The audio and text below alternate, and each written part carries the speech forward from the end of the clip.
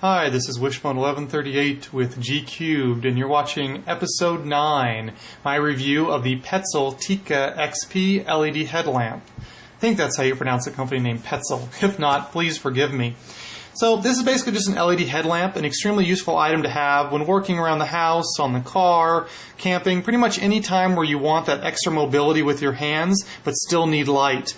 I guarantee if you go camping with somebody who has one of these and you don't, you will buy one when you get home and never go back to a regular flashlight. They're extremely useful. You definitely should try one of these out if you have not tried an LED headlamp before. So features. It's about 2.5 inches wide by 1/2 inch tall and 1 5/8 inches thick. Weighs about 2.9 ounces with the batteries in. I did weigh it myself. It's very lightweight. Basically just disappears on your head when you're wearing it because the weight is so nice. It's got a very nice case. They call it water resistant. I would say it's almost waterproof. Wouldn't go scuba diving with it, but it will resist quite a bit of heavy weather and still operate without any issue. It's got a very comfortable elastic headband. The headband has a standard adjustment here in the rear. I have it almost as large as it'll go. I have a very large head, and plus I usually wear it on my hat, so it's adjusted pretty large. But needless to say, it will fit a wide range of head sizes. It's got a pretty nice sloping back to it here where it contacts your forehead. This makes this thing extremely comfortable to wear. You'll pretty much forget that it's even there because of how comfortable and light this particular light is. It has a tilt adjustment, or basically just an adjustment that you can tilt back and forth. You don't want to blind somebody maybe while you're camping, or just need to move that light down a little bit, you can. Now, it doesn't have adjustment left to right. You got to do that with your head, obviously, but the tilt adjustment's real nice. It's got two major buttons here on the top. The left one adjusts 3 major intensity levels and has an extra strobe mode. Basically, you get a maximum light output, an optimum, or kind of like a battery optimum and light output middle mode, and then an economic low light and optimum battery output mode. And then it has a strobe, basically just a light that sits there and blinks at the highest intensity rate. Now, this certainly isn't a thrower, but it will get some attention for anyone who's at a reasonable distance away from you. Now, the button here on the right is an instant on and boost. Basically what that does, you just hold it down and you get instant on light, and you let it off, and it's just a momentary switch. You can also use it when you're on the other modes. It allows you to add a little bit of extra light when you need it. Now, the lighting itself, it's rated at about 35 lumens from the company. That's in boost mode. I don't know what the other ones, but there's certainly much less than that. I'll give a demo so you can kind of get a general idea. I'm going to put a review in my show notes that'll give you guys all kinds of good detailed real-world data on this particular light. I recommend checking that out if you want all that extra data. It's got a unique lens mechanism here on the unit. The standard lens is a nice spot beam that shines up to about 35 meters. It's got pretty good range. Again, it's low. It's not a really high intensity light, so this certainly isn't a tactical quote-unquote light, but it works really well as a work light or for close encounters, so to speak. It's got this separate lens that you can pull over the top of the spot, and it's basically just a white diffuser. It's what I use about 99% of the time. It just basically throws light everywhere around you and works really well when you're working on things. I find that it's a lot more useful than the spot.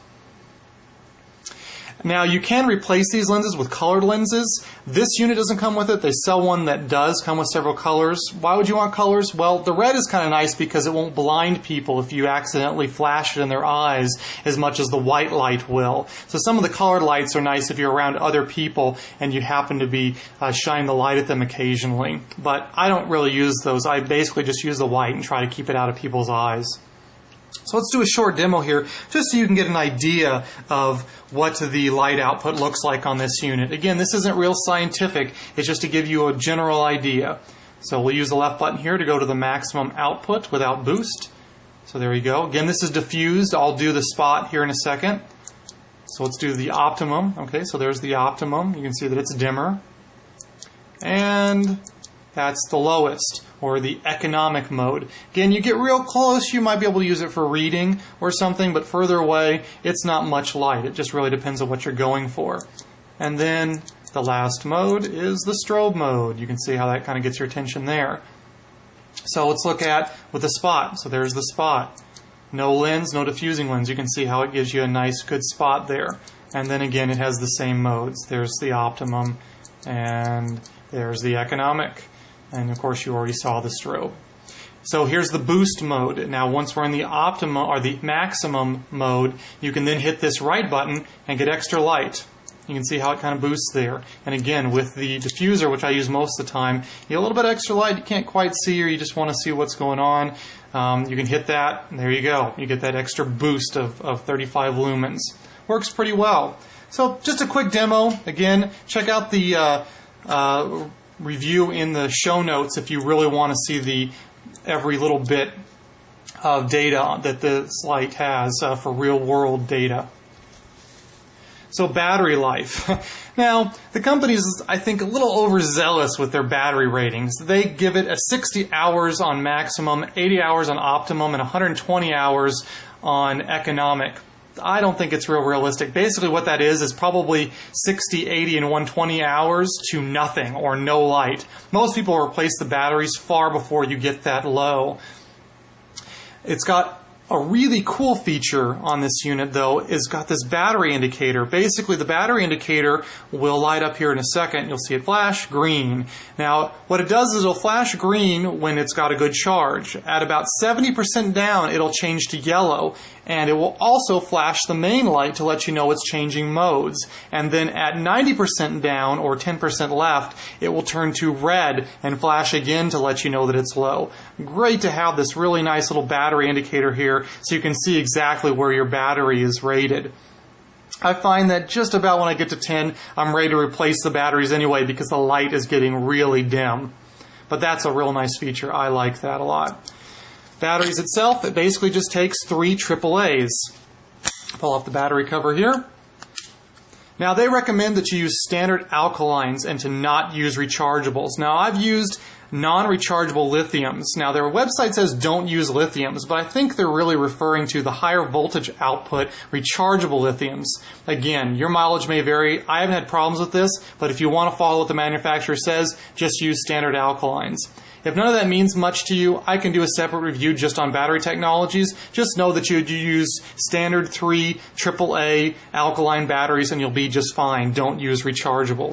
Again, you can see the nice rubber seal on there that gives this thing a really firm, positive connection to the light here that makes it pretty much waterproof or water resistant.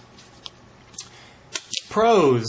So this light, I really like it. I can't recommend it enough. As a headlamp, this thing is water resistant. I wouldn't go scuba diving with it, but it'll put up to a major storm. It's impact resistant. I've dropped it before. It's got a great case on it. It won't break. It's very lightweight.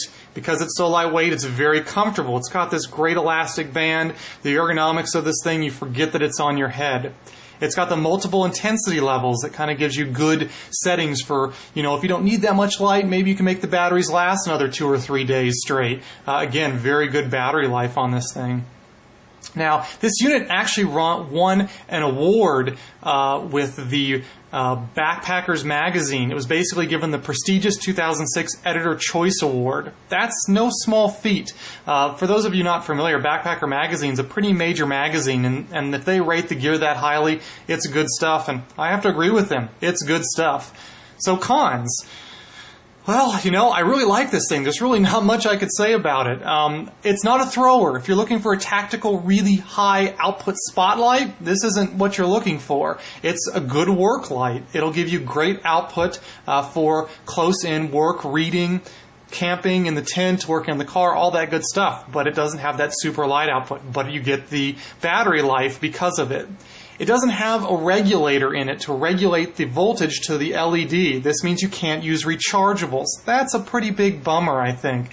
But in general, you don't go through the batteries that quickly, so it's not a huge deal. But if you're a person that has to use only rechargeables, you might have to look for another light, which would be a bummer because this is a pretty cool light. But I can understand how that might be a big deterrent for some people. So that's my review of the Petzl Tikka XP. This is Wishbone 1138 with G Cubed, and thanks for watching.